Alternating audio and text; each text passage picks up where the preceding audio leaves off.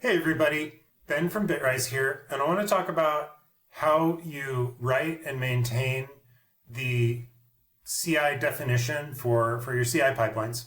And so what we're looking at here is a YAML file. And so this is a Bitrise YAML file, defines my Bitrise pipelines and my Bitrise workflows.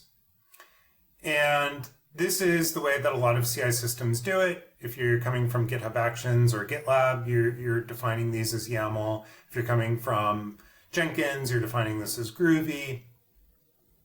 And it's great because when I'm committing these files to my repo, it means I get to see the history over time with Git. And it means if somebody wants to propose a change, they can do that by opening a pull request, but it's going to get code reviewed before that change actually happens. The problem is editing YAML is a headache. It's really easy to make a syntax error. You can just add like some extra white space to indentation and then everything breaks. So we've solved that with the Bitrise Workflow Editor, and it's a GUI abstraction layer on top of a YAML file. And so here I've got a workflow defined, and it's comprised of a bunch of steps.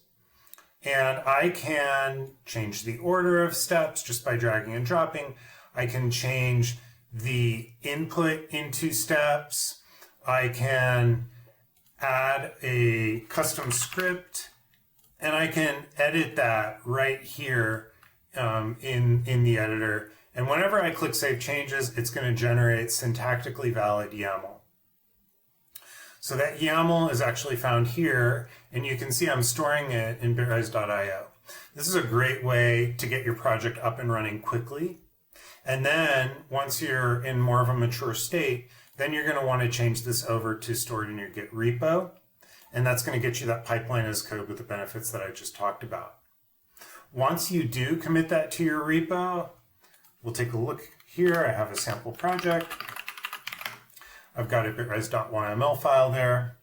I can brew install the Bitrise CLI, and then I can run the workflow editor. And this is actually running on localhost.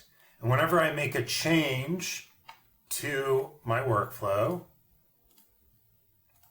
I'm going to update the version here because it's out of date. Okay, that's a major version change, save changes. Okay, so that saves directly to the YAML file in my repo. And then if I do a git diff, you can see, okay, cool, there's the change from version 6 to version 8. That's good. I'm going to commit that. I'm going to open up a pull request, merge it in.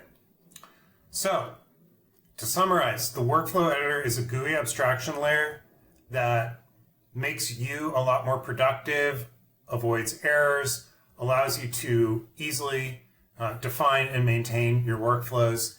It is available in an online version as well as in a local version, and allows you to get all the benefits of pipeline as code with a much better ease of use.